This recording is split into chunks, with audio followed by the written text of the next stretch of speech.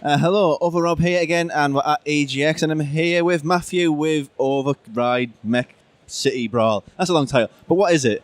Override Mech City Brawl is a 1 to 4 player mech battle game. So high octane, skyscraper-sized mechs beating the absolute screws and bolts out of one another. You can jump into a mech on your own. You can go Pacific Rim style and jump into a mech with other players, so you each control a limb perhaps. And you can play split screen local, on your own, online, and mix and match, some split screen, some online. And it really harks back to the old, say, Virtual On style games. There's a bit of Power Stone in there, there's a bit of the Godzilla games, the Sega Saturn Dreamcast era. And it's all about just having crazy fun, anime style meltdown with outrageous special moves. I've got it. Well, the stars of the show are the giant mechs. Yep. Who are they really? I mean, some of them look quite conventional, but there's one in particular that's drawn my eye. It's the one with the giant monitor head, really. It's a vintage, yes. So there are 12 different mechs in the game. That one, vintage, is probably my favourite. So it's very much like an old school computer game system. But every every mech has a unique special move that you can trigger when your health is really low. And Vintage's special move involves a box of old game cartridges, like NES era style game cartridges, dropping from the sky. Vintage will rifle through that box, pick out a game cartridge, slam it into the torso, and then turn into a spaceship and fly around shooting the other characters. It's a very different take on Videodrome there, I guess. Very much so. So yeah, Vintage is great. One of the other cool things that you can do in this is unlock lots of different cosmetic parts for your mechs. So Vintage has a gear which looks like an 80s style, a gym leotard get-up, and you can put wacky hats on as well to really personalise your mechs.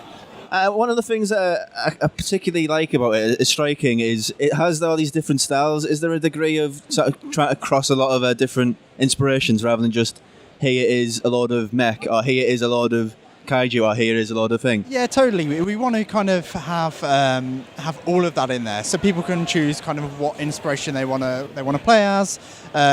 You've got different attributes for the different mechs, so some are more smaller, more nimble, a bit speedier, but won't pack as much punch with their punches and kicks, to be quite literal.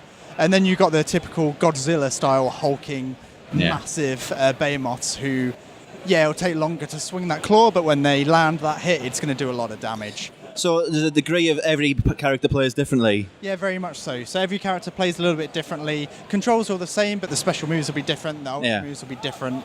You can also pick up weapons in the arena as well, so you can pick up guns, swords, shields, use them to great effect. So if you want to channel Pacific Rim, you can pick up one of those boats? Very much so. I mean, certainly the Pacific Rim comparison, when you are playing with someone next to you, or 2 or 3 people, and you're all controlling the same mech, like that really speaks to what those films are doing, right? So someone might be controlling a limb and a leg and an arm. The other person's controlling the other ones.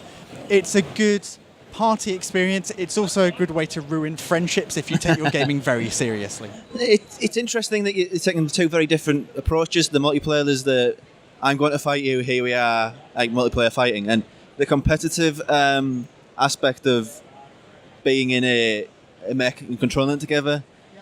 Does that change the game at all, really? I mean, yeah, they're different experiences, right? So if you are a hardcore FGC player who does want to just compete on a one-on-one basis, you can do that. If you want to hark back to kind of more Power Stone era days and have 4 people on the battlefield, having a bit more of a chilled out battle, you can do that too.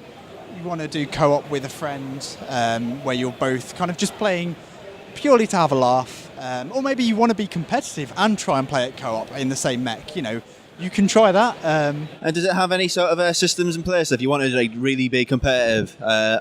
Maybe online multiplayer leagues, stuff like that. Oh, so we're not talking about those aspects. That sounds sad. But yeah, it fully supports online multiplayer and split screen. Can do split screen and online together.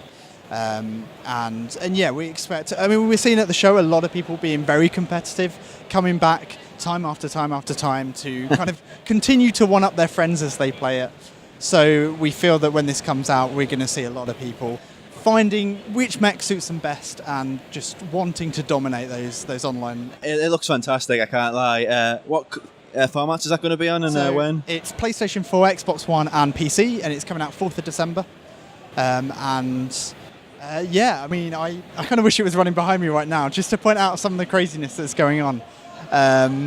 We've just had a beta which went down very well, so we're just doing the last fine-tuning of the game, ready for release at the end of the year. Well, I'll be honest, I've not seen anything like this in a very long time, so I hope it does really well. I mean, the world needs more games like this, I'll be honest. We hope so too, thank you. Thank you for talking to us today. Cheers, thank you.